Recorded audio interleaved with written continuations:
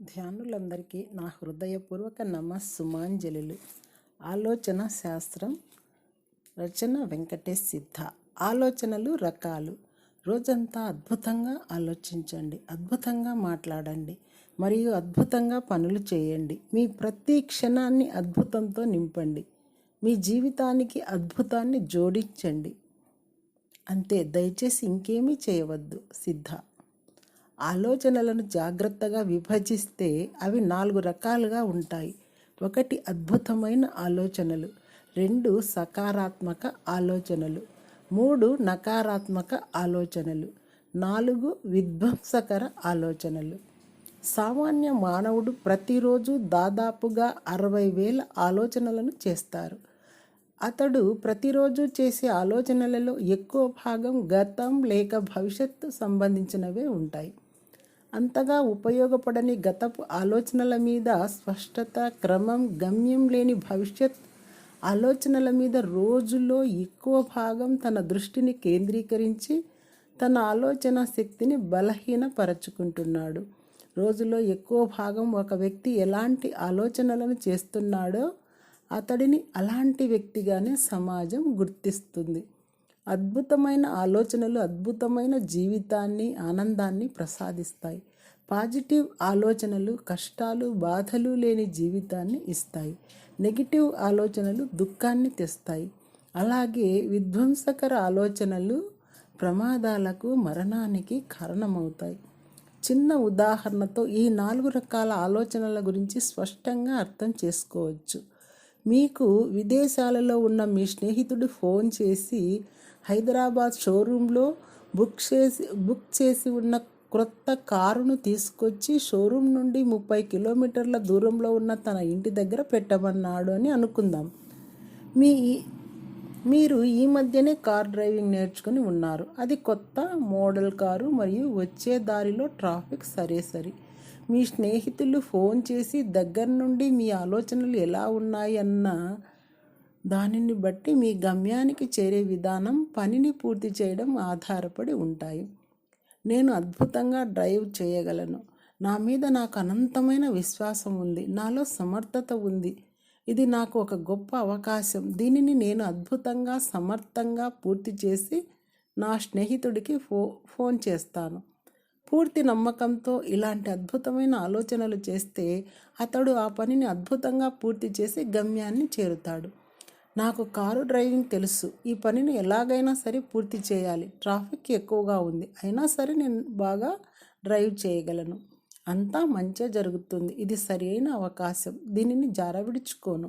లాంటి పాజిటివ్ ఆలోచనలు చేస్తే అతడు ఆ పనిని ఎలాంటి ఆటంకాలు లేకుండా పూర్తి చేయగలడు. ఇది నా వల్ల కాదు, నేను సరిగ్గా చేయలేను, నేను ఈ మధ్యనే డ్రైవింగ్ నేర్చుకున్నాను, అనవసరంగా స్నేహితుడికి మాట ఇచ్చాను, ఒప్పుకున్నాను కాబట్టి ఎలాగోలా చేయాలి, తప్పదు అని నెగిటివ్ ఆలోచిస్తే అతడు ఆటంకాలతో, నిరాశతో గమ్యాన్ని చేరతాడు.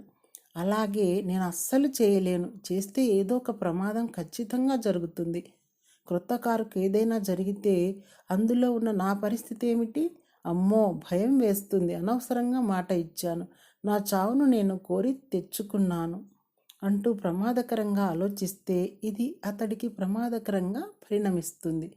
ఇలాంటి విధ్వంసకర ఆలోచనలు మనిషి జీవితంలో సంక్షోభాలకు, విపత్తులకు, ప్రమాదాలకు కారణమవుతాయి. అద్భుతమైన పాజిటివ్ ఆలోచనలు మనిషి జీవితాన్ని సుఖ సంతోషాలతో నింపుతాయి. ఒక వ్యక్తి తన ఆలోచనలను బట్టి అతడు ఏ రకమైన వ్యక్తిని తెలుసుకోవచ్చు. అద్భుతమైన ఆలోచనలను చేస్తూ నమ్మకంతో ఎప్పుడూ ఆనందంగా, క్రమశిక్షణతో జీవించే వ్యక్తి ఒక గొప్ప వ్యక్తిగా, శక్తిగా సమాజంలో కీర్తించబడతాడు. పాజిటివ్ ఆలోచిస్తూ జరిగిందంతా తన మంచికే అనుకొని తన బలాలు, బలహీనతల పట్ల స్పష్టమైన అవగాహనతో ఎలాంటి కష్టాలు, సమస్యలు రానీయకుండా జాగ్రత్త పడే వ్యక్తి ఆరోగ్యంగా, సంతోషంగా జీవిస్తాడు, సమాజంలో గౌరవింపబడతాడు. చెడ్డ ఆలోచనలు చేస్తూ కోపంతో, ద్వేషంతో, ప్రతీకారంతో ఉంటూ సమాజంలో ఉన్న చెడు గురించి ఎక్కువ ఆలోచిస్తూ ఇతరుల ఆలోచనలకు గౌరవం ఇవ్వకుండా ఎప్పుడు నెగిటివ్గా ఆలోచించేవాడు దుఃఖంతో జీవిస్తాడు. అలాగే ప్రళయ, హానికర, వినాశకర ఆలోచనలు చేస్తూ ఎవరి మాట వినకుండా మంచికి చెడుకి తేడా తెలియకుండా ప్రమాదకరంగా ఆలోచించేవారు అనేక ప్రమాదాలతో అత్యంత హీనమైన దుర్భర జీవితాన్ని గడుపుతారు. ఇలా నెగిటివ్ వినాశకర ఆలోచనలు ఉన్న వ్యక్తులు సమాజంలో దొంగలుగా, దగాకోరులుగా, అత్యంత దరిద్రులుగా, వీరికి సమాజంలో గౌరవం ఉండదు. ఎలాంటి పరిస్థితులలోనైనా సరే అద్భుతమైన ఆలోచనలే చేయండి. అప్పుడు మాత్రమే జీవితం అద్భుతంగా ఉంటుంది. సూచనలు, వాటి ప్రభావాలు. సరి అయిన చోట, సరి అయిన సమయంలో, సరి అయిన వ్యక్తికి ఇచ్చిన సూచన అత్యంత ప్రభావిత శక్తి కలిగి ఉంటుంది. ఎక్కువగానో తక్కువగానో ప్రతి ఒక్కరూ సరికాని సూచనలు యొక్క బాధితులే. ఎందుకంటే ఇప్పుడు మీ ఆలోచనలు మీవి కావు. మీ చుట్టూ ఉన్న వ్యక్తుల అభిప్రాయాలు, ఆలోచనలు మరియు మీరు పెరిగిన పరిసరాలు, ఎదుర్కొన్న పరిస్థితులు మిమ్మల్ని, మీ ఆలోచనల్ని ప్రభావితం చేస్తాయి. దృఢమైన, బలమైన మనస్సు ఉన్న వ్యక్తులు వారి యొక్క సూచనలతో, ఆలోచనలతో బలహీనమైన మనస్సు ఉన్న వారిని ప్రభావితం చేయగలరు. ప్రపంచాన్ని 7 సార్లు చుట్టి తిరిగి వచ్చిన ఒక మేధావి ప్రపంచంలో ఇంత అజ్ఞానం, దుఃఖం ఉండటానికి కారణం ఎవరి సొంత ఆలోచనలకు, అభిప్రాయాలను వారు అవి సత్యమో కాదో తెలుసుకోకుండా ఇతరులపై రుద్దడమే అని ధృవీకరించాడు. నేర్పరి అయిన ఒక హిప్నాటిస్ట్ ఒక వ్యక్తిని తెలివిగా, నెమ్మదిగా యోగనిద్ర స్థితికి తీసుకువెళ్ళి ఆ వ్యక్తి యొక్క శరీరంపై ఒక చల్లని మంచుగడ్డను ఉంచి అతడి మనసుకు అది మండే అగ్నికణికగా చెబుతూ తెలివిగా సూచనలు ఇస్తూ నమ్మిస్తాడు. వెంటనే అతని శరీరం కాలి బొబ్బలు ఎక్కుతుంది. అలాగే ఒక రకమైన రంగు నీళ్లను గ్లాసులో తీసుకొని అతడి మనసుకి అది నిమ్మరసమని సూచనలు ఇస్తూ నమ్మిస్తాడు. అది తాగిన ఆ వ్యక్తికి అది నిమ్మరసం అలాగే అనిపిస్తుంది. అదే రుచి, అదే వాసనను అతడు అనుభవిస్తాడు.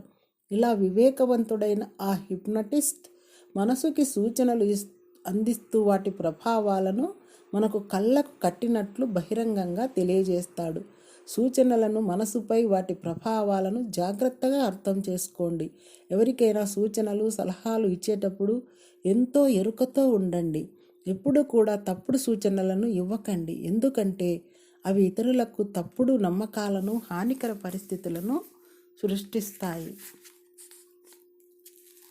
దక్షిణ భారతదేశంలో కొన్ని ప్రాంతాలలో చిన్నపిల్లలు ఏడుస్తుంటే ఎలాగైనా వాళ్ళ ఏడుపు ఆపేయాలని పెద్దవాళ్ళు పిల్లల్ని భయపెట్టిస్తూ, ఇదిగో చూడు, ఒంటికన్ను రాక్షసుడు వస్తాడు, నువ్వు ఇలా అల్లరి చేస్తే అతడు నిన్ను పట్టుకెళ్తాడు, అలాగే నువ్వు ఏడుపు మానకపోతే బూచోడికి పట్టిస్తాను, నేను దయ్యం వచ్చి ఎత్తుకెళ్తుంది నిన్ను అంటూ వారి లేత మనస్సుల్లాంటి ప్రమాదకరమైన అపనమ్మకాలతో నింపుతారు. చిన్న వయసులో నాటుకున్న ఈ భయాలు పెరిగే కొద్దీ వారిని పిరికివారుగా తయారు చేస్తాయి. పిల్లల మనస్సులు ఎంతో మృదువైనవి. ఎలా అంటే అలాగే సాగే గుణం కలిగి ఉంటాయి. ఆ పసి మనసులో నాటుకున్న ఇలాంటి సరికాని ఆలోచనలు వారి భావి జీవితాన్ని నిర్దేశిస్తాయి. అందుకే పిల్లల మనస్సుల్లోని వారి తల్లిదండ్రులు ధైర్యాన్ని నూరిపోయాలి. చూడు, ఈ సింహాన్ని చూడు, ఎంత ధైర్యంగా, గంభీరంగా ఉందో. సింహంలాగా, రాజులా జీవించాలి, బానిసలా కాదు. అదిగో శివాజీ, అతడి పరాక్రమాన్ని చూడు. అర్జునుడు తెలుసుగా, చూడు అతడి యుద్ధ నైపుణ్యాలను. నేర్పుగా వాళ్ళలా జీవించాలి. ఎల్లప్పుడూ నిర్భయంతో, సాహసంతో జీవించి విజేతలుగా వర్ధిల్లాలి అంటూ సమయానుకూలంగా తెలివిగా ఇచ్చే ఇలాంటి ధైర్యపూరిత, సాహసపూరిత సూచనలు పిల్లల భవిష్యత్తును ఉన్నతం చేస్తాయి. ఇతర దేశాలలో పిల్లలకు వాళ్ళ టీచర్లు యుద్ధరంగంలోని విషయాలను చూపిస్తూ, చూడు జేమ్స్, నెపోలియన్ చూడు, అతడి శౌర్యం, ధైర్య సాహసాలను చూడు, ఎందుకు నువ్వు అతడిలా అవ్వకూడదు అంటూ వారికి ధైర్యాన్ని, సాహసం చేయడాన్ని తెలివిగా మనసులకు హత్తుకునేటట్లు చెప్తారు. అలా వారు ఎలాగో ఎదిగే కొద్దీ వారిలో బలమైన, సాహసమైన గుణాలు వృద్ధి చెందుతాయి. అలాగే రోగికి తగిన సమయంలో ప్రోత్సాహకరంగా ఇచ్చే సూచనలు అతడి జబ్బును నయమయ్యేలా చేస్తాయి. ఇది ఎలాంటి మందు లేకుండా ఇచ్చే ట్రీట్మెంట్. దీనికి సజెఫిస్ట్ థెరపీ అంటారు. గొప్ప బలమైన సూచనలు రోగిని త్వరగా కోలుకునేలా చేయగలిగే శక్తి కలిగి ఉంటాయి. అది ఎలా పనిచేస్తుందని మీరు స్వయంగా ఒక చిన్న ప్రయోగం చేసి తెలుసుకోవచ్చు. మీకు తెలిసిన వ్యక్తిని ఎన్నుకొని జాగ్రత్తగా అనుమానం రాకుండా సరియైన సమయంలో అతడిని సమీపించి, ఏమైంది, నీకు అలా ఉన్నావు, చాలా నీరసంగా కనిపిస్తున్నావు, జ్వరం తగిలిందా ఏమిటి అనండి. అతడు వెంటనే అయోమయంలో పడతాడు. అలాగే నలుగురు నీ స్నేహితులకు చెప్పి తెలివిగా సమయానుకూలంగా వివిధ సందర్భాలలో వారిని కూడా అలాగే అనమని చెప్పండి. అంతే, అతడు అది నిజమని నమ్మి నీరసంగా తయారవుతాడు. కొంతమందికి అయితే నిజంగానే జ్వరం కూడా వస్తుంది. ఇలా తెలివిగా క్రమపద్ధతిలో ఇచ్చే ఆలోచనలకు ఎదుటి వారిని ప్రభావితం చేయగల శక్తి ఉంటుంది. సరికాని ఒక విషయాన్ని పదే పదే చెప్పి హిట్లర్ జర్మనీలోని ఎంతోమంది మేధావులను సైతం తాను చెప్పింది నిజమని నమ్మించగలిగాడు. శ్రీకృష్ణుడు అర్జునునికి తగిన సూచనలు ఇస్తూ మహాభారత యుద్ధంలో అతడిని విజేతగా నిలిపాడు. ఇప్పటి సినిమాలు, ప్రకటనలు మరియు మీడియాలు మనుషుల ఆలోచనలపై ఎంతో ప్రభావాన్ని చూపుతున్నాయి. వారి స్వార్థం కోసం, డబ్బు కోసం ప్రజలకు తప్పుడు సూచనలు ఇస్తూ ఎంతోమంది యువతీ యువకులను తప్పుడు మార్గం వైపు తీసుకెళ్తున్నాయి. ఇది ఎంతో దురదృష్టకరం.